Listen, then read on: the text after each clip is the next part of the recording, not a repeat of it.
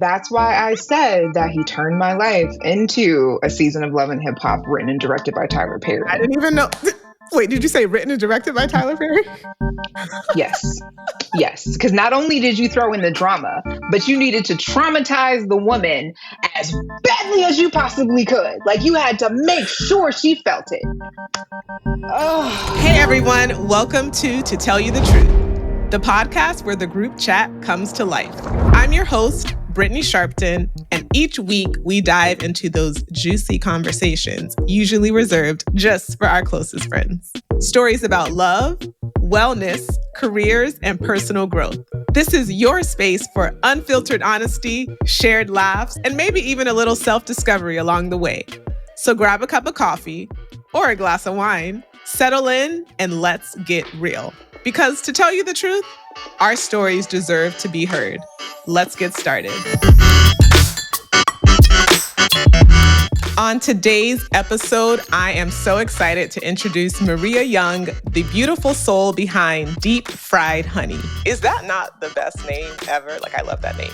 Not only has María mastered the art of cooking, but she's also built an entire community where people can connect over their love for food. Maria's authenticity and down-to-earth vibe shine through in every recipe and in every conversation, and our discussion was no different.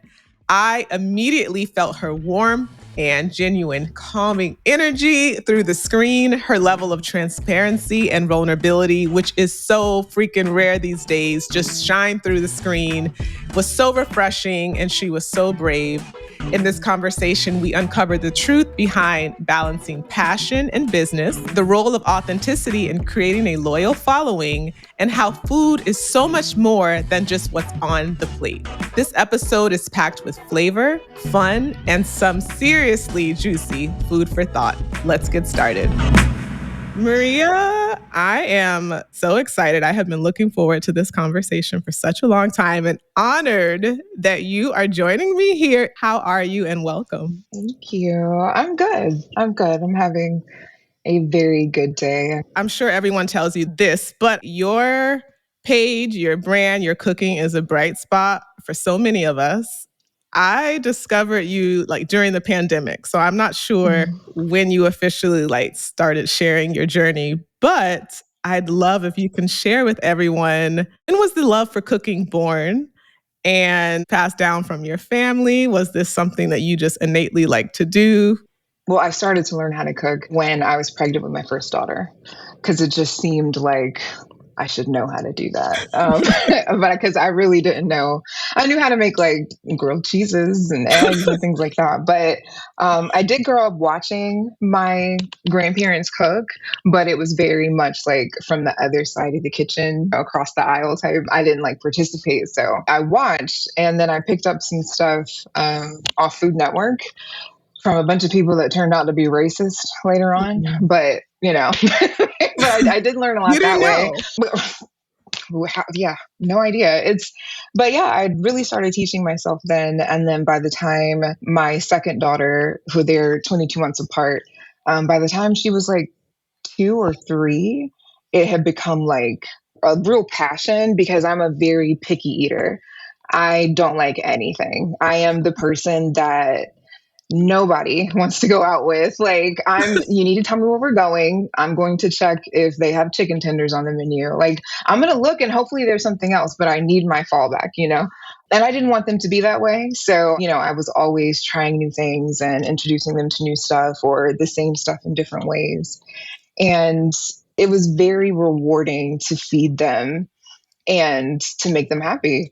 I've never been the most affectionate person. With my girls, it's different, but I've never been a very lovey-dovey individual. But food and cooking for people, that's just the best way I know, because it's so much work, but yet it's so much love, and I made it just for you, to your specifications, and it's just, yeah, I really, that's my main relationship with it, is I kind of use it as a form of communication between me and the people in my life.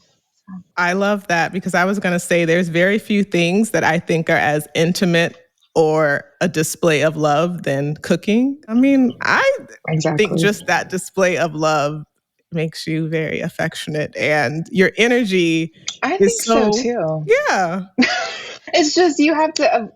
I will say that when a few years ago, when my therapist first introduced the idea and was like, "Has anyone ever mentioned that you might be a little spicy up there?" And I just being like, "What? What are you talking about?" But going through the process, I knew, and during the evaluation, like, "Oh God, girl, like yes." But it's just really been so illuminating, and it's made so many things in my life make sense. Of course, I don't like being touched. I really don't. Like, I remember the first time that every single person in my life made physical contact with me. Like, the first time I touched everyone, my children included. Like, I remember the moment that I felt like skin to skin contact. It's not necessarily because it's always negative, but it's just a very jarring experience for me. But you're right. I am affectionate in ways that keep distance. Not that I can't be. I can also be like physically affectionate too. So. I know, I totally got what you mean. So clearly when people are like, what is your love language? Physical touch is number 5. It is. Okay. It is. Okay. And another part, like kind of on the opposite end of this loving, peaceful, beautiful Maria energy, one thing that I love and chuckle at, you also give off very like non-BS, don't play with me in the comments vibes, because I have noticed there has been a change. Like I've noticed in the most respectful way, like growth. I would say 4 years ago, if anyone tried to come at you with, why are you using so much butter? Why are you putting all this oil in your food?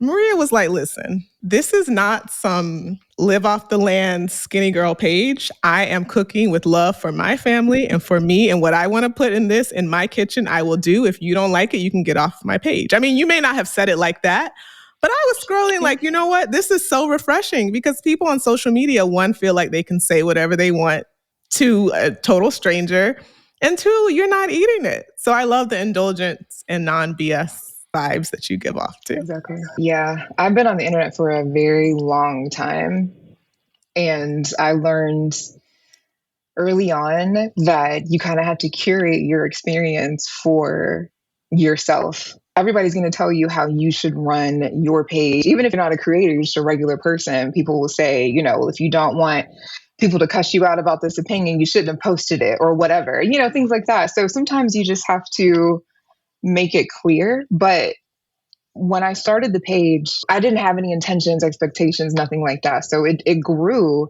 and it became this thing. And food is very personal, Mm-hmm. So I think that it's very difficult to watch food content and not center yourself. Right. So it was very important to me to remind people that you're in my space. This is not yours. You are not centered here. The person that I'm going to make this plate for is who's centered. I'm not even centered here. Like, I don't even like this shit. Like, I'm not going to eat this, but I'm like, and that's another thing. I'm such a picky eater that I manage to cook it, plate it, serve it, post it, and not say anything because I don't yuck other people's yums. And here you are. So it's like, no, this is my space. And I know there's a lot of folks out there that just think that I am just a bitch, and I don't regret it. Like, I don't know. I probably was too harsh a few times because I also would kind of buck at the expectation of additional labor that people expect you to perform when you have a page online. And they don't think that that's rude. They think it's rude for you to respond to them and say, read the caption. That's another, oh my gosh. But it's not rude for you not to read the caption. It's not rude for you to cause me more labor of having to take time to respond to your comment. You know what I mean? Like, no. And so I'm going to tell you to read the caption because if somebody else has that same question, you know what I mean? Like, I just eased up on that. Like, I realized in that way that having this page, like, I may not have intended it to be there, and there were growing pains because it was like, why are all these people like suddenly yelling at me about, food that I'm making for him? I realized that I had to separate myself from it. Like, this is not my personal Instagram. This has become its own entity. So I have to meet people where they are in some ways. And a lot of folks haven't been on the internet for 25 years like me. They may not have the same expectations, or they may not use it the same way. they may have dyslexia. You know what I mean? Like, there's so many reasons why I don't need to fuss people out about not reading my caption, even though, yes, you are creating additional labor for me. You know what I mean? So I eased up on all of that, but I definitely haven't eased up on, as far as like, I don't want you being a piece of shit in my comments. Like, especially food makes people talk about weight a lot, diet. And honestly, most of the time when people talk about health, it's a roundabout way for them to talk about someone's weight because they don't give a shit about their health. Absolutely. You know what I mean? So I bristle at that a lot because I don't look at my comments as a place where like, okay, well, as long as you don't say anything that offends me. No, I don't want you to, even if you're self-referencing, even if you're making a joke, I don't want somebody that follows me to be made uncomfortable by someone else in my space. So I don't want you going through the comments and seeing someone acting like being the pant size that you are would be the worst thing in the world, because I don't know what place you're in when you're reading that comment. So I am still a little militant when it comes to that. If I see somebody in my comments that has like an American flag or like holding up a fish or something in their profile picture, I got to check you out real quick because you might need to get blocked. Why do you look like that? Because my place is Deep Fried Honey is not a democracy. It is not a place of free speech. It's none of that. It's mine. So, and you are not going to be talking, no, we're not doing that. But like I said, I don't regret being so hard on everyone before.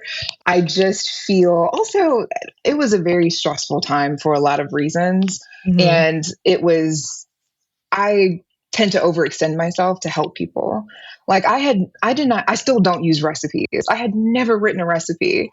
But suddenly I was just kind of inundated with people requesting them. So I had to figure it out. And now I've learned, I've got all the books and I've taken the classes and I've done what I needed to do. So I'm really good at writing recipes, but it was a struggle to manage full-time job, my marriage, my children, everything that I had going on.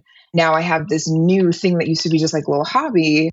And when I open it up, I've got questions to answer. I've got emails to respond to, like all of that. So I think that it was just, I had to kind of get my bearings, but. No, I love it. For me, it's about respect and boundaries. And you've never cursed anyone out. You simply said, I think at one point, your bio even said, I make the captions for you. Something like that. It was. Yeah. Read the captions. I write them for you. That's exactly what it said. I don't think that that's rude. I think people in this day and age are so used to being coddled or again, they feel like, oh, she's an influencer or someone online with all these followers. She needs to bend to me. No, that platform is free. I'm sure you found ways to monetize in other avenues, but the fact that you have to write a whole recipe, which is a shit ton of work, film everything that you're doing, and you're so nice about, oh, I'm sorry, guys, I forgot to do this part. Like, people should be grateful that you're even sharing that part with us. So don't stop. Don't let those people deter what's going on. Yeah, okay. So I was going to say, like, I don't deal with a lot of rude or mean comments, but that could be because I have like many words blocked. I'm big on that. I have my muted word list on Twitter is probably like 6,000. Like, cause they always argue about the same thing. So after a while, $200 dates, I just mute it.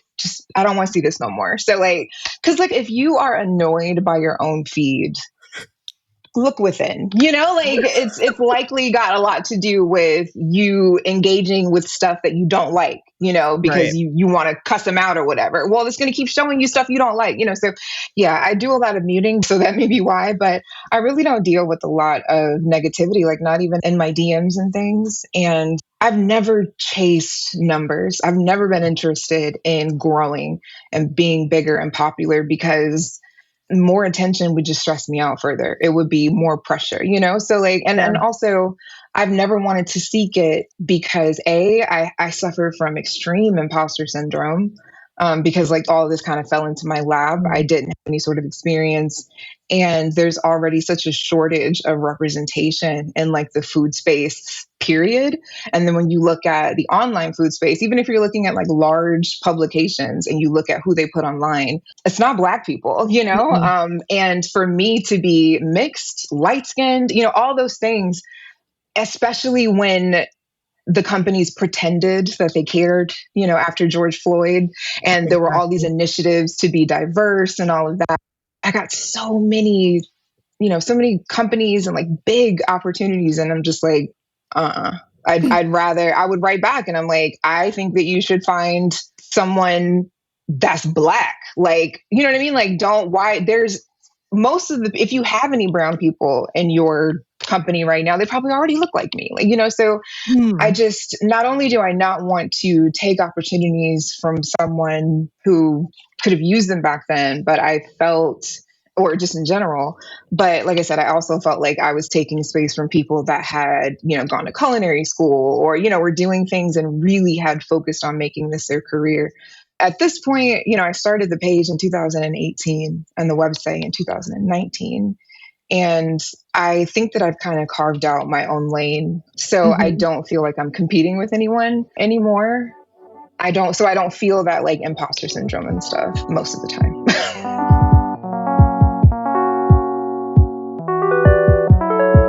Yeah, it's a struggle. And I really respect the fact, because you're absolutely correct. Back in 2020, there was this big, all of a sudden we care about diversity and Black people and Black lives. And it was an interesting time for a lot of brands and companies. They capitalized on that. And I thought that was amazing. But I find it kind of, this was your imposter syndrome kind of stepping up to saying, hey, I think there are other people that deserve it more.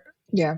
Because I guess what you thought that there should be full Black, even though I think you present to me, like, I consider you a Black woman, but I don't know how you like. That's interesting. If you don't mind. I consider myself Black. If you ask me what I am, I'm going to tell you that I'm Black and I'm Indigenous Mexican, but I don't know my father, so I don't know. I've never met anyone on the Mexican side of my family. When I did Ancestry, I have like 2,300 cousins or like family members, you know, from that side. I've never met any of them. I was raised by my mom's parents, my grandparents. So, and this is going to sound strange, but they raised me to believe that you would only be considered mixed or biracial if you were part white. Like they were like, nobody cares if you're half Mexican. Like nobody gives a shit. Still, you know, you're still minority. So we're just Black, which, you know, growing up, it was what it was. But I have had enough conversations or observed enough conversations where, no offense to any other light-skinned women that may be watching this or mixed women, we are terrible. We're awful. If I see one more girl or woman say something like, oh, they hated me because I was just, because I had long hair and, you know, they were so jealous and just like, oh my fucking God, like it just gets old. And I do think that there is something to be said for the fact that if you look at even the shows we grew up on, right? Like if you look at the sitcoms, the daughters, you know, like it's, so I always want to try to be mindful. I'm always going to err on the side of caution when it comes to like colorism and stuff like that, because, you know, like I'm not on the right side of that normally. So I try to be really mindful of it. And I didn't have anyone being like, don't you do that, or, you know, anything like that. It was completely internally. Everybody that I spoke to was like, no, like go ahead. But it just felt, especially because these were opportunities they were coming, they would start it off with like, with the state of the world today, we wanted, you know, and like for you to actively be pushing this new DEI, whatever. And then you come to me, who is already, we know, more palatable to white people.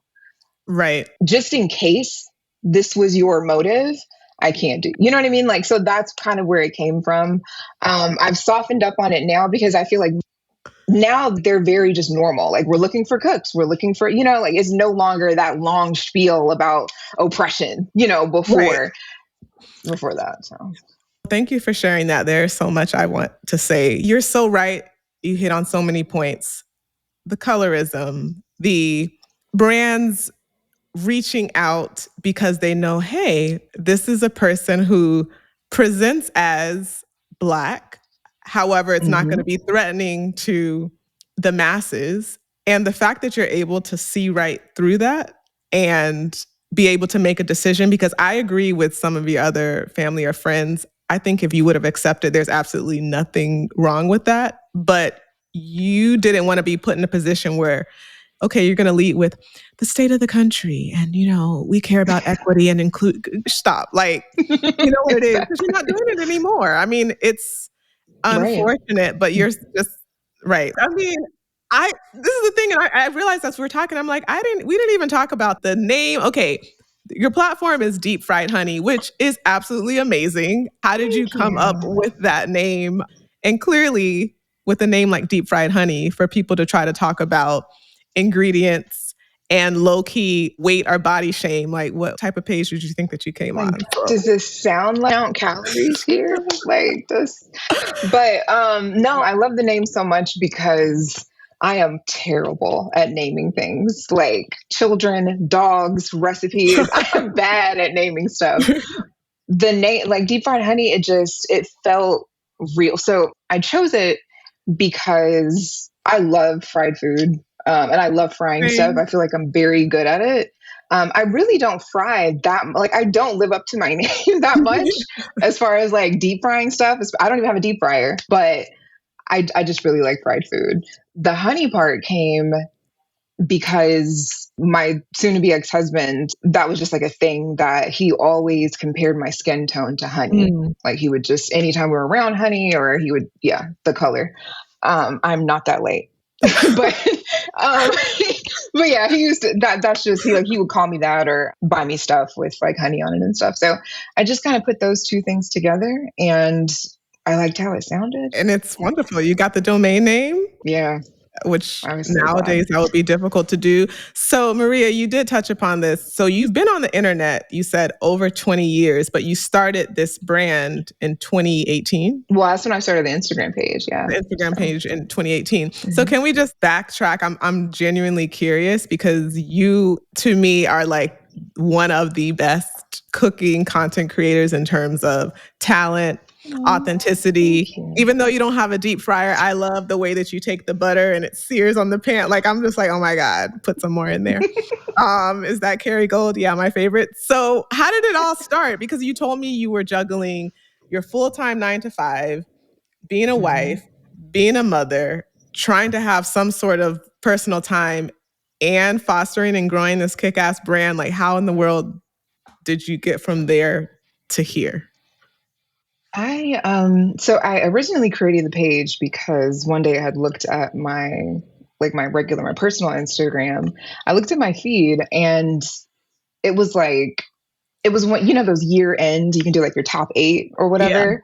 Yeah. I pulled up my page in order to do it. And I realized that almost all the photos I had posted that year were of stuff I had cooked and my dog. Like I had posted like maybe one selfie the whole year. And I just kept remembering a conversation that friends and I had long time ago in which a lot of them were just complaining about how it was when Instagram had kind of just first started. And they're like, everybody has to let their phone eat before they eat. And I'm so tired of it. And, so I just knew that I knew I had friends that were probably annoyed or probably didn't even notice. But in my head, I just assigned them annoyance at how much food I posted. So I already had like a second page because years and years ago, I had wanted to start locking my hair. And so I created like a page that I was going to document that on, but then I never did it. So just changed that to Deep Fried Honey.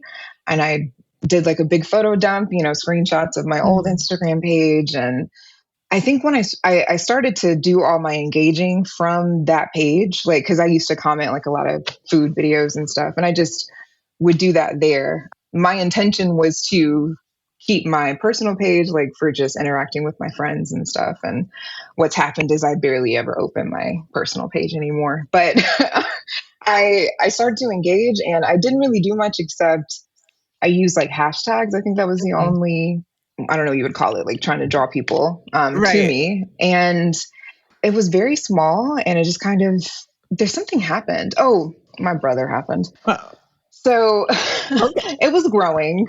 It was Okay. a few. I love him, Okay. but he's I was like, ridiculous. I don't know how to go, where to go from there. Okay. He's ridiculous. So I had a few thousand followers at the time. It wasn't even 10. And I had cooked.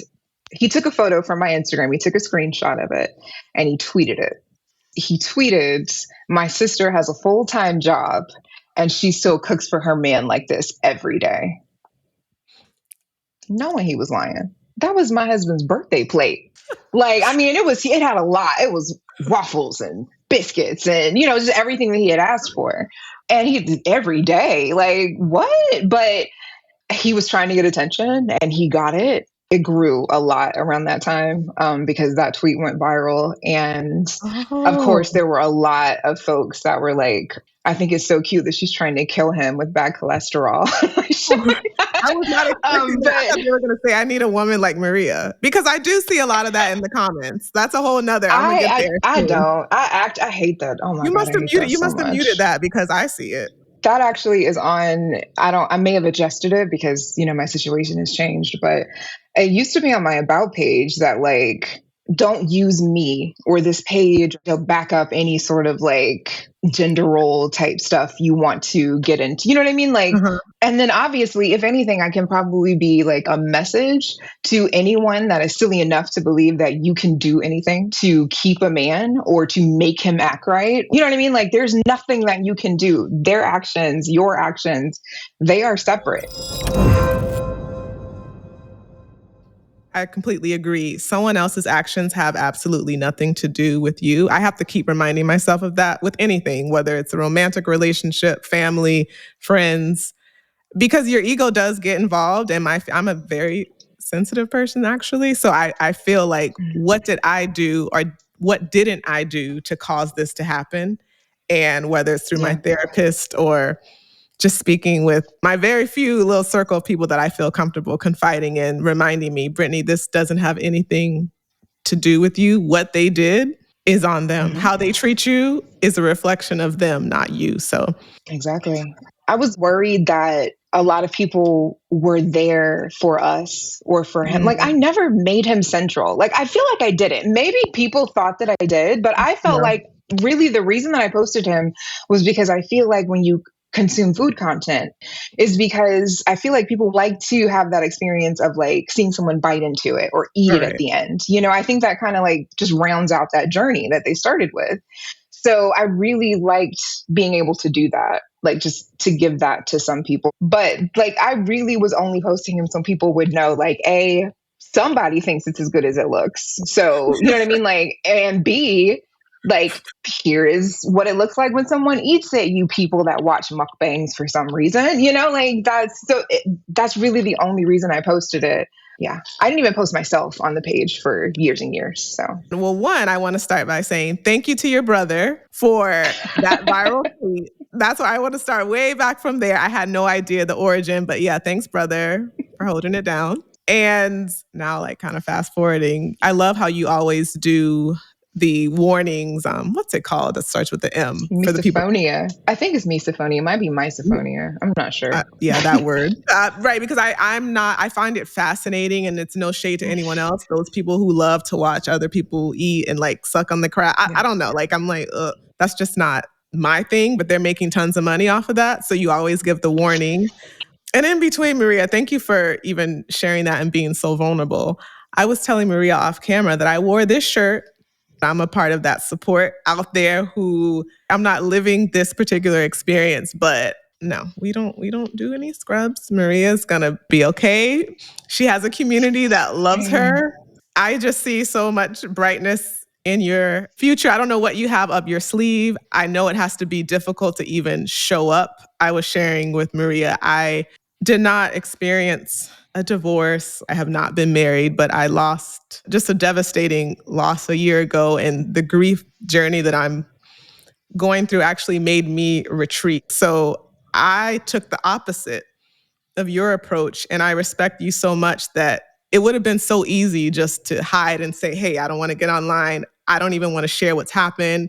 Everyone's like looking at me as this is this ideal wife. She cooks these amazing meals, this beautiful woman. She has it all together. And now I have to show up and say, look what happened. But the fact that you were that brave and vulnerable is so, I just admire it so much. And it just, even though people not everyone may be sending you these messages, but it's really inspiring. So I appreciate you putting yourself out there and unintentionally being inspirational for people who, even if they did not experience the exact same thing. So thank you, Maria. I'm glad. Thank y'all for real.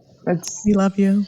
It's been, I'm really, really bad at faking the funk. I don't have a poker face. I mean, if I have enough I'm not saying I can't lie or manipulate or whatever. I can, but I have to have prior knowledge or whatever. But and when it comes to being heartbroken, it's a very new experience for me. And it started in January, I think, and it wasn't until March that I said anything. I was trying to just post through it, and then I just kind of disappeared for a little while.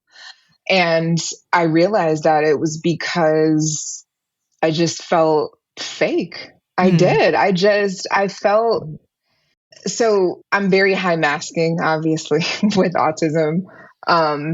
I think that it's not until you spend a lot of time with me, or if you learn about enough of the things that my quirks, like noises and stuff, that you're like, huh. But in general, most people don't know or can't tell.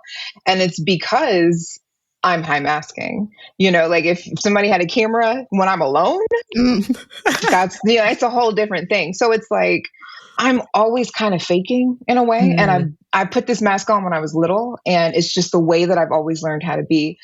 So because of that, it's always, and then also it could just be my autism, where it's just hard for me to be fake otherwise. But I think that it's just always been important to me to be real outside of that. So yeah. It really it doesn't sit right in my spirit I just felt like there was something, I don't know. I didn't expect to, I've never tried or intended to be aspirational in any way, not even with cooking. It was that was something that was a shock, and why I created the website later on, because it was wait, you want to cook? What? Okay. All right. Let's do it. And that's probably why I don't have any problem showing people when I mess up and everything else. But it felt like a burden. It felt there was just a dark person standing behind me in my videos, and it didn't feel right. So saying something felt like it was a load off. And then the response to that is what made me realize what you said, the effect of it. Because I got so many messages that were thank you for saying something, because I'm going through something like this, or I'm dealing with something that's similar or whatever.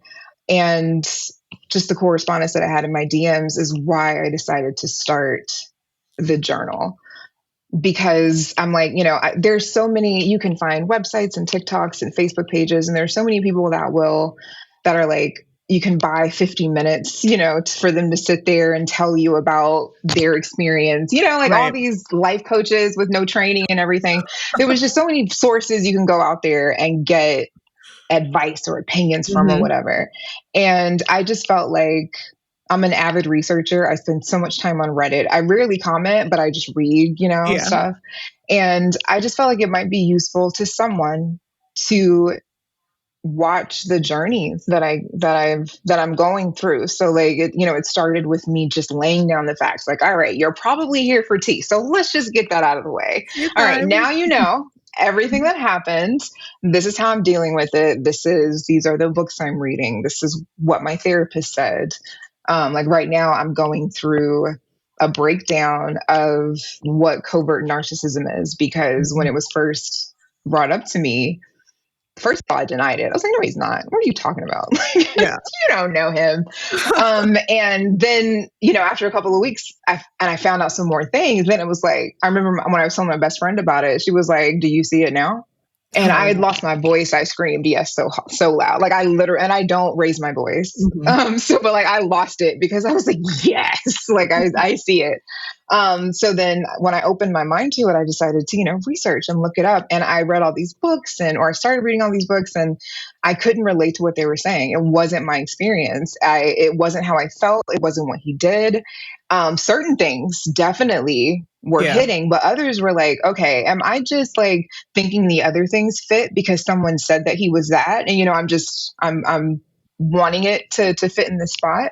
So I started to talk more to my therapist, and I end up deciding like I'm not going to watch any more YouTube videos. I'm not going to read any more books from people that have gone through it, that have like a personal stake in it like I do. I need to read like just the educational stuff. Like I need just the facts without all the opinions. And I was able to do the research and figure out that he's 100% just blaringly a narcissist. So like that, I'm doing a deep dive series now where it just explains covert narcissism and explains, like, I have a post where I go into like his childhood and what I think caused that in him. And I go into my diagnoses and my trauma and how those may have affected my ability to like how I was moving, how I was missing things, like whatever. So I just hopefully, I get feedback that it's helping. And I just feel like if it was me going through this, 10 years from now, this would have been a space that would have been helpful. And it's because of the response I got from you guys.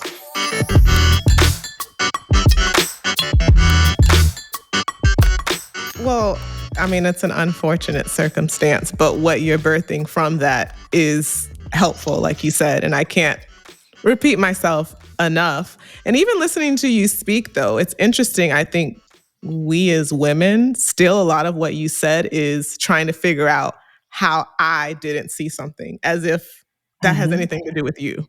We all do it, but it's kind of like, okay, not kind of, it is. This person did this shitty thing to me. However, here I am in the midst of my research trying to figure out how I missed the signs. I'm this, you think of yourself as, it couldn't have been me. Like I hear these other stories of other people, but I'm not that naive. I'm exactly just girl. When I tell you it was a shot to the ego, I really like when I realized that it was, because I had seen, videos on it and stuff. And if that was happening to me, I'd know it. Like I'm smart. right. I watch everything. I don't miss details. I'm the person that can point out like something that no one else has noticed. But this, I didn't. And that's been the biggest part of therapy for me, is not finding a way to turn this around, into which some part of it was my fault. But I struggle with, I'm very aware and I guess maybe a little worried about, I don't want to just like rest on being a victim. I want to make sure, because I know I am. I was a victim of him. He abused me. That is true. But I don't think that it serves me and my healing to absolve myself of accountability that I do have. So my therapist is like, yeah, that's great, but you keep saying like, you should have known, and what you're not realizing is you were lied to. You were kept from that information. Like you made the decisions that you could with the information that you had. Right. You can't sit here and say you should have seen something that he was actively working overtime to make sure you never saw, and told you that if you had never seen it, you would have never gotten it from him. So you know what I mean? Like he's like, it makes sense for you to like, if you're saying that you went through his phone and you saw, all of this, and then you put the phone down and act like you never saw it, okay, hold yourself accountable for that. But if you didn't do that, if you cannot blame yourself for the fact that you never went through his phone, and because that's what I was complaining about. It's just like at the time. So I mean, Lord knows I'm far from a therapist, and I have my tons of shit going on that we're not going to get into today. But listening to you, now I understand what people are saying to me, because I see parts of myself in what you're saying. I think, especially as Black women, we're told to be strong. And like you said, you don't want to be seen as a victim. Like I'm always like, no, sure, this happened to me. Sure, this was horrible. I received horrible treatment or care, or this person was negligent, but how did I not see it? Oh no, I'm not some weak little victim. And it's so sad that that's exasperated. And we continue to, even in this conversation, I think it's going to take a while for you and me too to realize, like you said, we navigated and made decisions based on the information that was available to us at that time. And even if we were kind of iffy, we made the best decision that we thought, trusting our gut. And I have to say too, once you go through something so traumatic and you're grieving, it makes you second guess yourself even more. I was always an anxious person, but now I'm like, when I did what Brittany thought was the right thing to do, look what happened to me. So it's kind of like life be lifing. The hardest part of all of this, of losing him or us or whatever, is just the process of I didn't realize that I was codependent. I did not feel codependent on him because I never cared about space, independence, being apart. I didn't rely on him for anything as far as like money, or I didn't feel like I needed him for anything. But of course, I've now come to understand that codependency, like, you can be the strong one. You can be the one that is being relied on. It's about overextending yourself to please someone else or to make sure someone else is good, putting someone else before you all of the time and like wearing yourself down for it.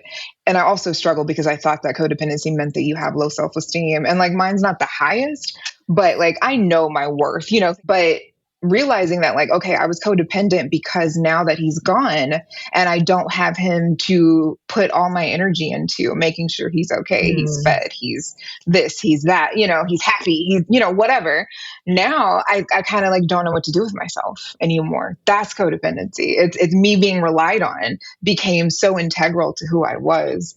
And I just being able to separate myself from that, and then also being able to trust myself, because I don't know when my gut stopped warning me. And I'm not sure if it was like he broke it or like, at some point my gut was just like, I'm taking a nap.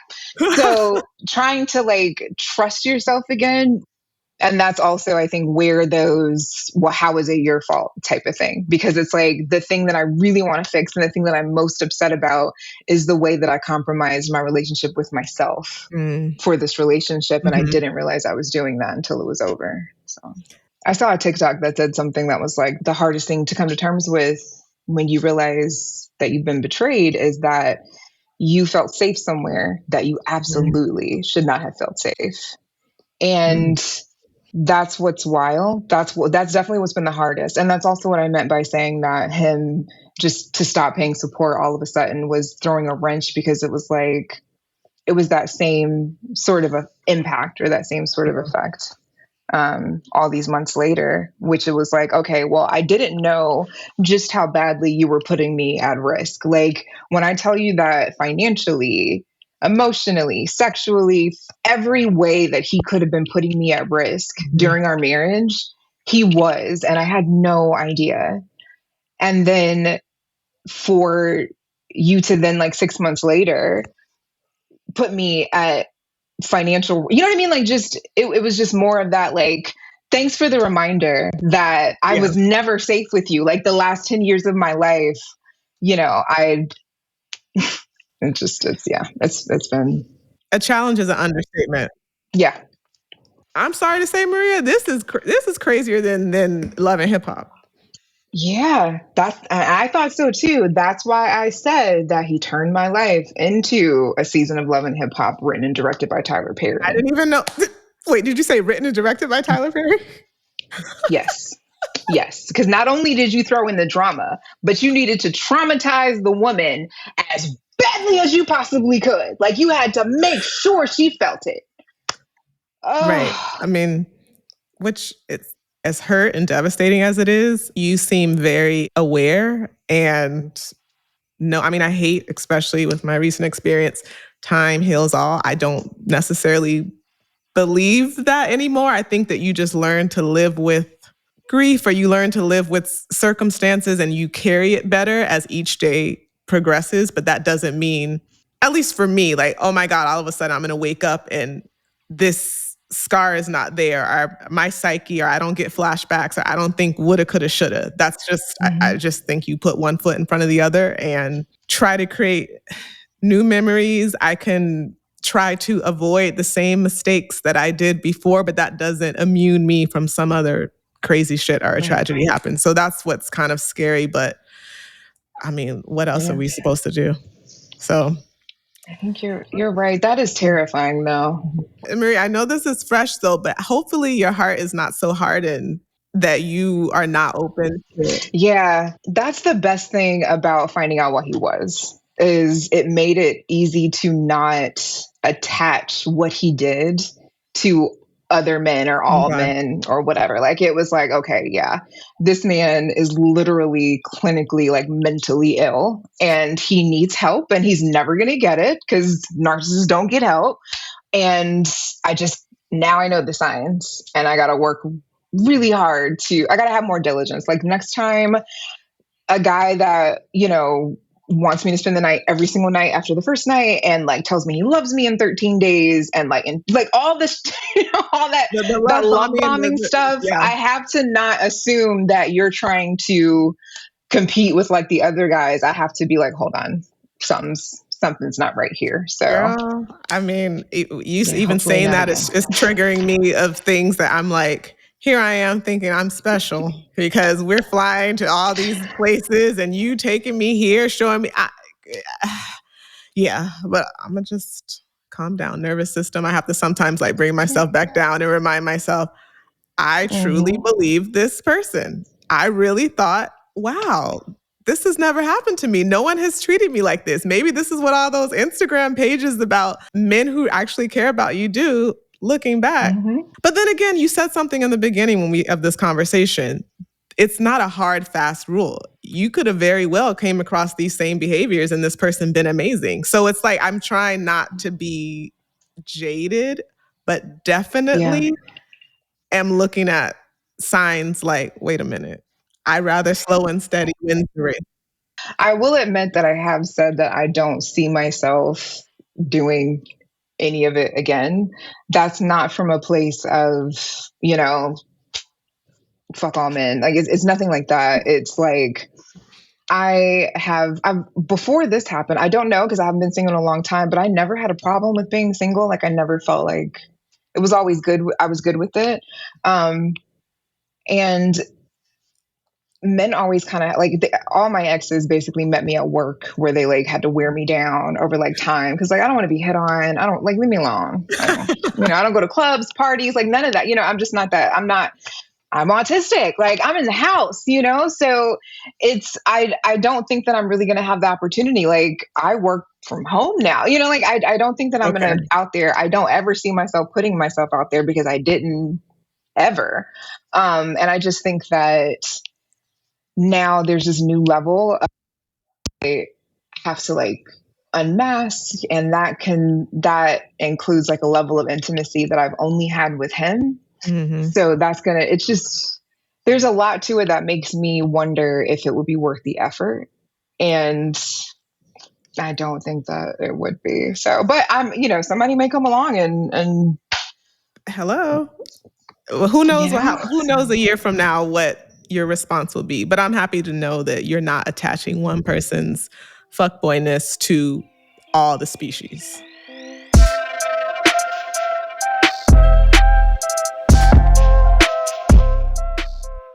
Yeah. A lot of people keep saying to girl, like, air him out, like tell everything that he did.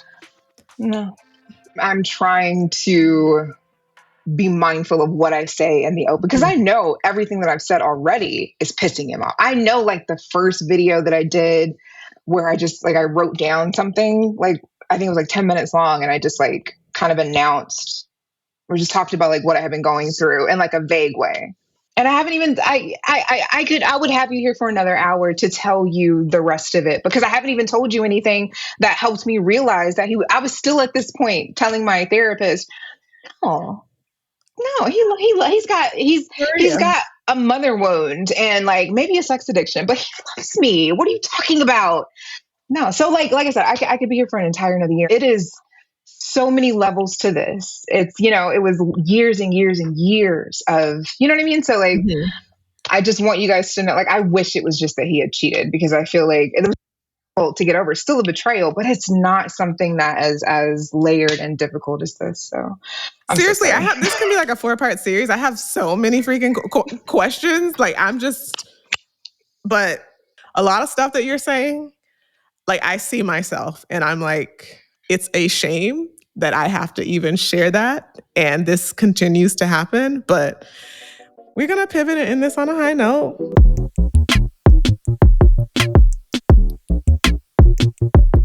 I appreciate you being so amazing, so vulnerable, so authentic, but I do want to end on some lighter questions. So, if you were to win the lottery tomorrow, what is the first thing you would do or buy?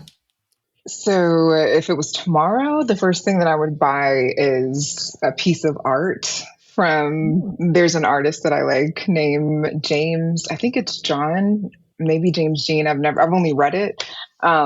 But he actually had he emails whenever he has a new piece that like a run of a new piece.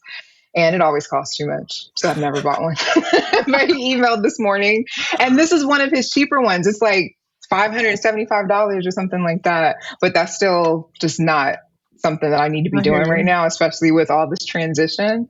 But that sounds silly, but that's what I would do. Aww, and then I would buy that new KitchenAid mixer with the wooden bowl. Like it's like a new 2024 KitchenAid. It's like sage green. It's gorgeous. I'd buy that too. Okay. So that stays on theme. So you're actually, wait, so do you bake too? You do some baking. Mm-hmm. Okay. All right. Everything that you make seems to like come out perfect, but can you share something that was like a major fail and you're like, never freaking again? Croissants. Wait, your croissants look good though.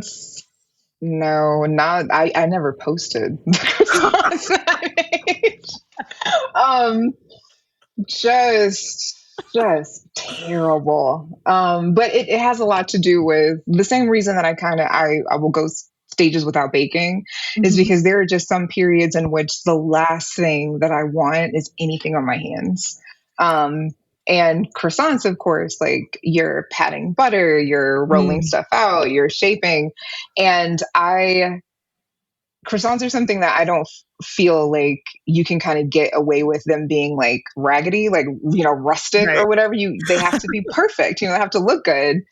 And I was not, they were awful. And I'd cut one open, how they always show you the inside was like the cone. It was completely hollow with just like melted butter at the bottom. It was... Because you've made rolls before. I've seen you fold in butter, but I guess croissants have. Yeah, and I've made like puff pastry. My cinnamon roll recipe calls for laminating the dough, like putting the butter and like rolling it over. But the croissant. Okay, so we never even saw the croissants, and we never will see them or make an attempt. Okay. If you were to host a dinner party, Maria, with this amazing food, top 3 guests that you would like to be there. Are they real people? I mean, I never thought about a fake. Let's do fictional. I love it. I wasn't thinking because I don't know why I thought that, but I think most people will be like, do they have to be alive? But I really think that I would like, this is probably going to sound ridiculous. I would really like to meet SpongeBob. Because he's just so... a lot, like, it's kind of what I had described with like that whole like just cheerful by nature, just happy, just like bubbled over with joy. He might turn me into Squidward. I might just be like, you are doing too much. But I just feel like maybe he would just rub off on me a little bit. I just feel like he would be nice to be around. So I would like to do that. The other person would probably be Meg Thee Stallion because I look at her like she's my daughter. Like I just want to like take care of her because it's like I just, like I am so protective of her because I just feel like she's gone through so much, and she seems like such a sweet person, know. And I've learned that when you lead with kindness, when you lead with trust, when you are vulnerable and you expect people to treat you well because that's how you treat people, you get treated the worst. That, and and people still find a way to blame that on you. Right. So I feel like there's no way with the things that she's been through that she doesn't have the same things that we kind of deal with, which are like, how do you trust yourself? How do you trust other people? So I would really like to make her a pie or something to take care of her in that way. And then the third person would probably be, it's between two people. It's between Miss Garden. I love the Barefoot Contessa. I always have. Okay. And like she's one of the ones that like nothing problematic has come out. Like she just feeds No racist Jeffrey and narrative. shops in her grocery store. Yeah. And like I wouldn't eat most of her food. She has like a very elevated palate, and mine is very like convenience store. But I love her energy. I just think it's great. If not her, then I'm probably going to say his name wrong. I think it's Matty Matheson. It's another chef. He has a small role on the show The Bear, but he is just like really like rambunctious. And he also knows a lot about food. I just feel like he'd be fun to be around, and also someone that actually like tell me, oh, like you actually are good at cooking, like from like a professional experience level. So weird answers, I know. That is the most interesting response I think I have ever gotten. So are you going to host in the Pineapple Under the Sea? I would love to. When I've been so dehydrated. I think I tweeted the other day that I felt like SpongeBob in Sandy's bowl, when he goes pretending he doesn't eat water and he's like all dried out because I hadn't been drinking enough water. And that's one of the side effects of like ADHD medication. Like I woke up and my eyeballs were dry. So I love it. SpongeBob, Meg the Stallion, Ina, or the fourth one. And I'm a big Food Network person, Mr. but he's not Matheson. No, he's not on. I think he owns like a restaurant or something. Okay. But yeah, no, I don't know where I know him from. It's probably the internet, but. Well, this was absolutely amazing, Maria. I'm already putting in the air that we need a continuation. And, when people, they're going to listen and hear and they're going to fall in love with you. If they've been living under a rock, how can they find you if they don't already know? So my website is deepfriedhoney.com, and I am on everywhere as Deep Fried Honey except Twitter. That I am just Fried Honey because somebody already had my name. That is shocking. I don't know how, but okay, Deep Fried Honey across all platforms except Twitter, which I will forever call X, Twitter. But I'll call it Twitter. Yeah, I'm going to call it Twitter. I don't care what that man says. I don't give a damn. It's Twitter. Yes. No, it was a joy talking to you. Oh, likewise. Thank you for tuning in to Tell You the Truth. If you connected with today's conversation, please share, subscribe, rate, and review. It helps us grow this incredible Truth Tribe community. You can find us wherever you listen to podcasts and follow on social media for the latest updates. Until next time, keep it real and keep showing up for yourself. Thank you for listening, and I'll see you next week.